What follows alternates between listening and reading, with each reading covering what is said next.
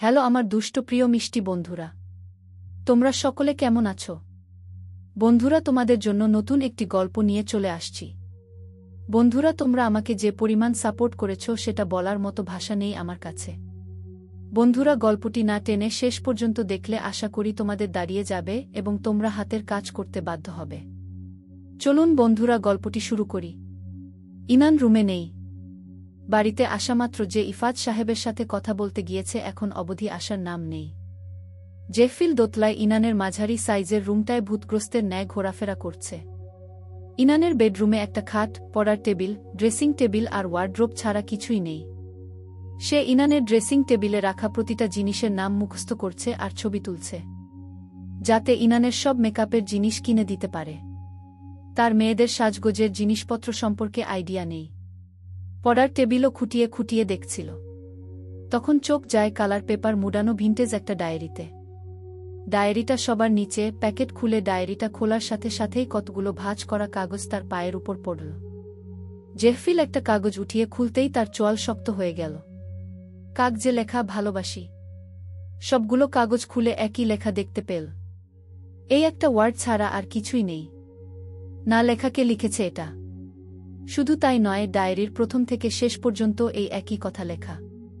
হলদে কাগজটা মুহূর্তেই দুমড়ে মুচড়ে গেল জেফিলের হাতের মুঠো। পকেটে পুড়ে আবারও তদন্ত চালালো ইনানের পড়ার টেবিলে। সন্দেহজনক তেমন কিছুই পেল না। ইনানের ঘরের ছোট বড় যত আসবাবপত্র আছে সবগুলাতেই জেফিল তীক্ষ্ণ চোখে তল্লাশি করল।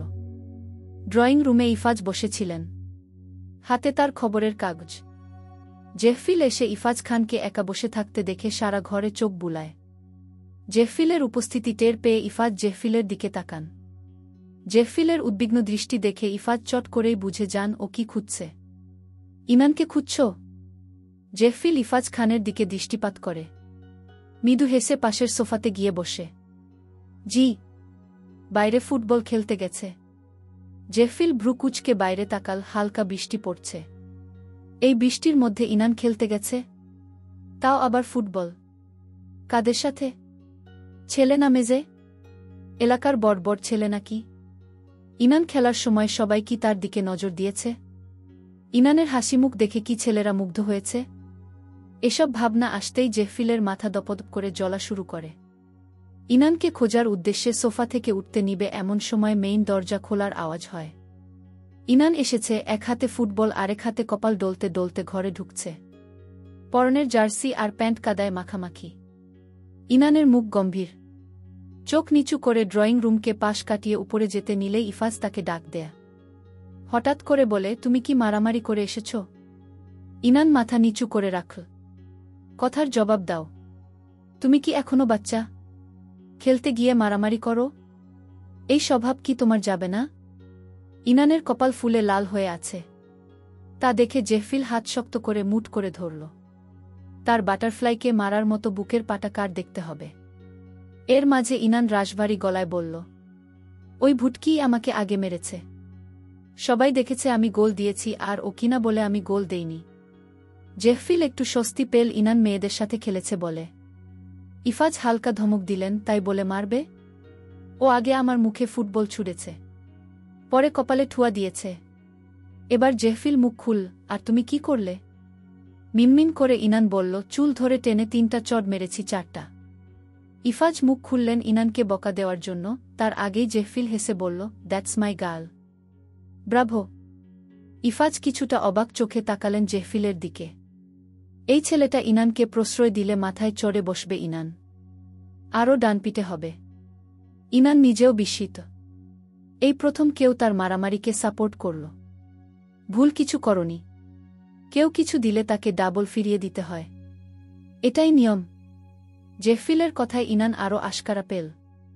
ফ্যাকাশে মুখ মুহূর্তেই রং ফিরে পেল। দাঁত বের করে হেসে বলল, আই নো রাইট। আমি কখনো ভুল করতেই পারি না। যাও ফ্রেশ হয়ে নাও, ইফাজ বলল। ইনান চলে যেতেই জেফিল ও ইফাজ খানের সাথে কিছুক্ষণ কথা বলে উঠে গেল। ইনান ফ্রেশ হয়ে বেরিয়ে দেখল জেফিল থুতনিতে হাত রেখে বসে আছে। চোখে চিকন ফ্রেমের চশমা। চশমা দিলে জেফিলকে গম্ভীর প্রফেসরের মতো লাগে। হ্যালো। চিন্তা ছুটে জেফিলের।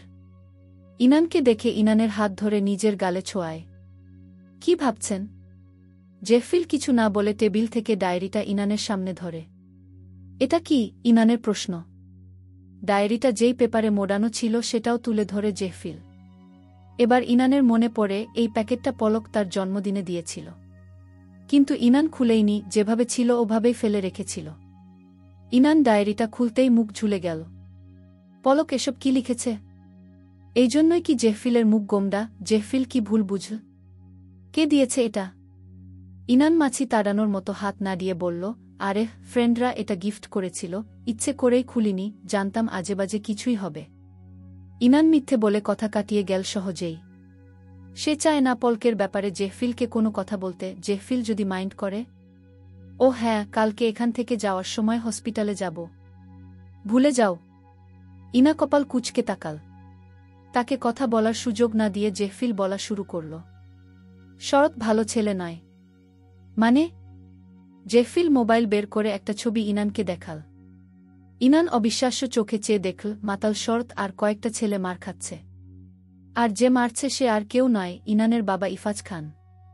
জেফিল মোবাইলটা সরিয়ে দিয়ে বলল, ওর ক্যারেক্টার প্লাস পার্সোনালিটি একটাও ভালো না। আমার বিশ্বাস হচ্ছে না। ওকে আমি ভালো ছেলে ভাবতাম, হতভম্ব গলায় বলল ইনান, অথচ ওর ফ্যামিলি কত হাই স্ট্যাটাসের। ওর বাবা মা জানলে তো মুখে চুনকালি পড়বে। এই জন্যই ছবিটা শুধু ওর বোনের কাছে পাঠিয়েছি, ওয়ার্নিংয়ের জন্য। ইনান সন্দেহী চোখে তাকাল জেফিলের দিকে। আপনি ওকে চিনেন কিভাবে?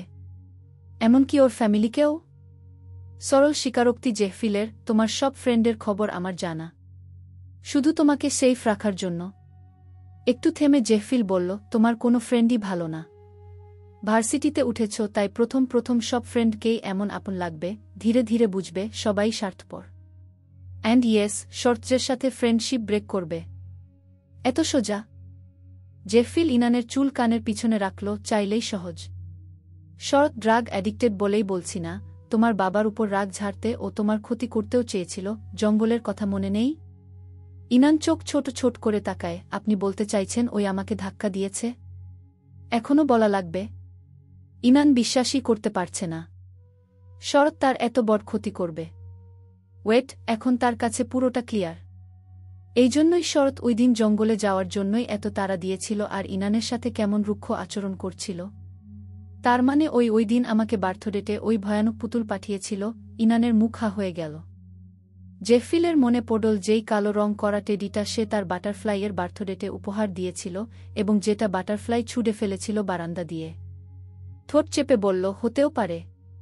তবে জেফিল একটা সত্যি কথা ইনানের নিকট চেপে গেল।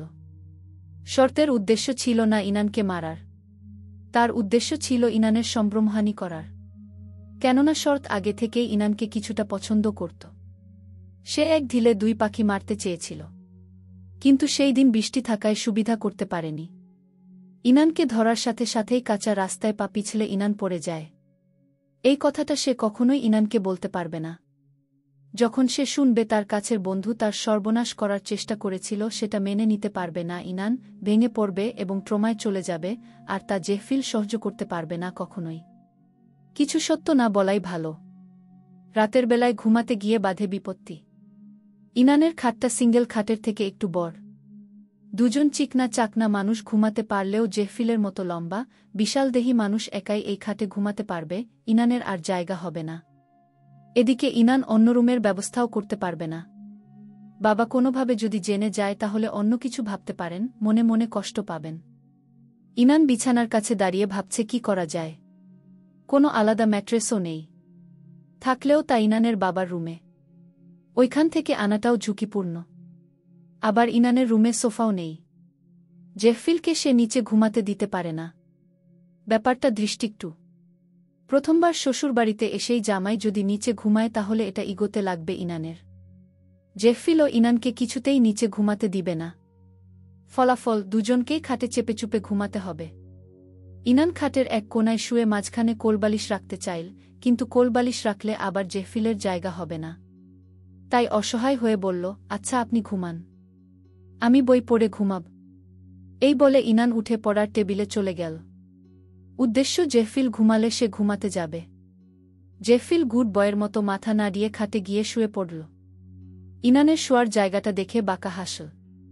এই জন্যই তো সে এখানে এক রাতের জন্য আসতে রাজি হয়েছিল, যাতে ইনান বাধ্য হয়ে জেফিলকে নিজের পাশে নিয়ে ঘুমায়।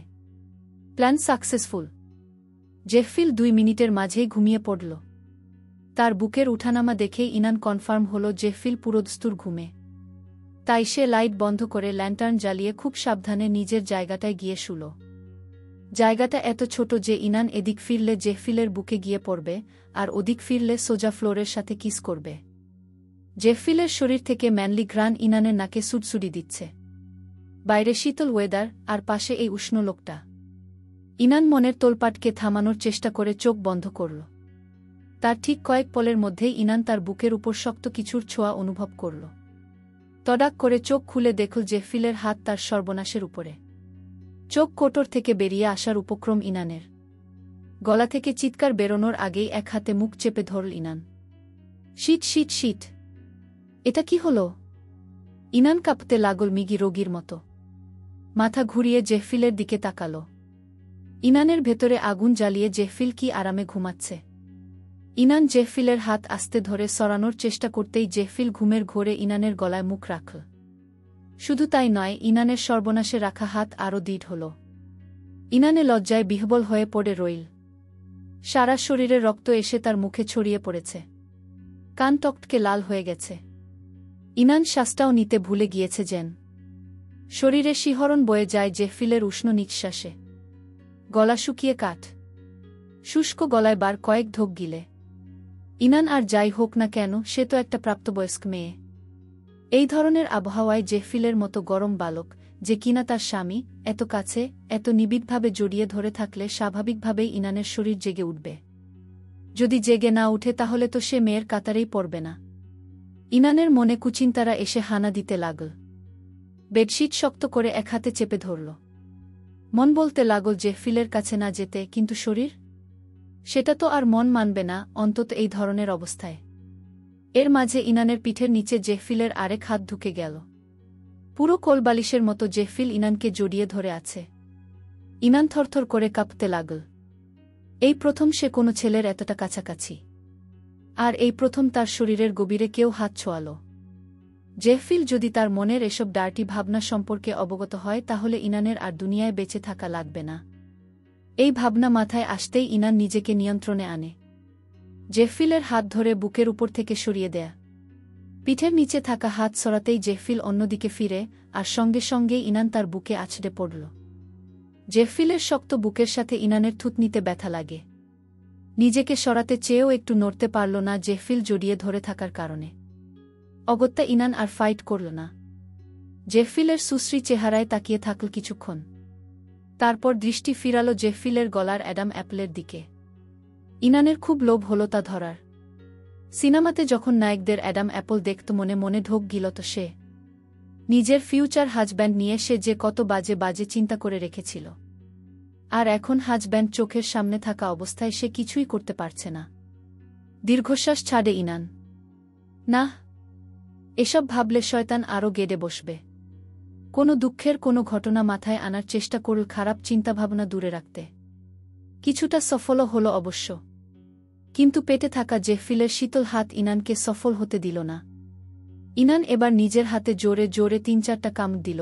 ব্যাস, এবার ব্যথায় আর জেফিলের ছোঁয়ার কথা মাথায় আসবে না। মাথায় আসলেই এভাবে কামড় দিবে। আমিও দেখব বেবিগাল।